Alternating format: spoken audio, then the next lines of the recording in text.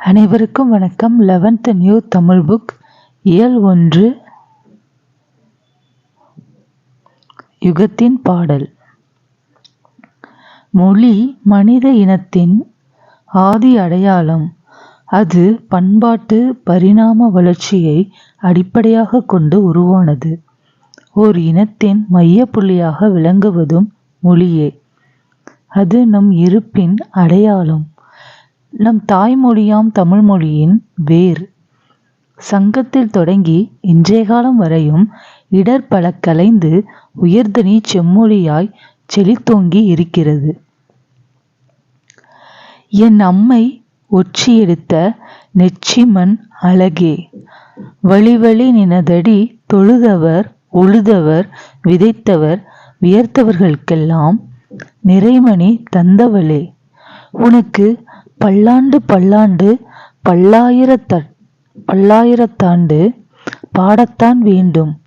காற்றிலேறி கனைக்கடலை நெருப்பாற்றை மலை முகடுகளை கடந்து செல் எனச் செல்லுமோர் பாடலை கபாடபுரங்களை காவு கொண்ட பின்னும் காலத்தால் சாகாத தொல் கனிமங்களின் உரமெல்லாம் சேர பாடத்தான் வேண்டும்.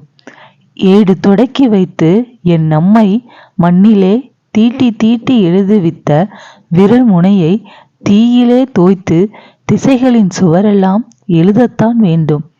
எழுகின்ற யுகத்தினோர் பாடலை. சு. வில்வரத்தினம். புதுக்கவிதை விளக்கம். மரபு சார்ந்த செய்யுள்களின் கட்டுப்பாடுகளிலிருந்து தன்னை விடுவித்துக் கொண்ட கவிதைகளை புதுக்கவிதைகள் என்பர். படிப்போரின் ஆழ்மனத்தில் புதுக்கவிதை ஏற்படுத்தும் தாக்கமே முதன்மையானது. இது படிப்போரின் சிந்தனைக்கு ஏற்ப விரிவடையும் பன்முகத்தன்மை கொண்டது. எளியவர்களும் தம் உணர்ச்சிகளை கவிதை வாயிலாக வெளிப்படுத்தும் வாய்ப்பை தந்தது புதுக்கவிதை எனலாம். நூல்வெளி. கவிஞர் சு. வில்வரத்தினம் யாழ்ப்பாணத்தில் உள்ள புங்குடு தீவில் பிறந்தவர். இவருடைய கவிதைகள் மொத்தமாக உயிர்த்தெழும் காலத்துக்காக என்னும் தலைப்பில் 2001 தொகுக்கப்பட்டன. இவர் கவிதைகள் இயற்றுவதுடன் சிறப்பாக பாடும் திறனும் கொண்டவர். வில்வரத்தினத்தின் 2 கவிதைகளிலிருந்து தேர்ந்தெடுத்த பகுதிகள் பாடப்பகுதியில் இடம்பெறுகின்றன. தன் இனத்தையும் மொழியையும் பாடாத கவிதை வேரில்லாத மரம் கூடில்லாத பறவை. எழுதியவர் யார்? ரசூல் கம்சதேவ். தன் இனத்தையும் மொழியையும் பாடாத கவிதை வேரில்லாத மரம் கூடில்லாத பறவை. ரசூல் கம்சதேவ். உயிர்ப்பு. என் புன்னகையை கூட மொழிபெயர்க்க முடியாத அந்நிய தேசத்தில் எனக்கு நானே அகதியானேன்.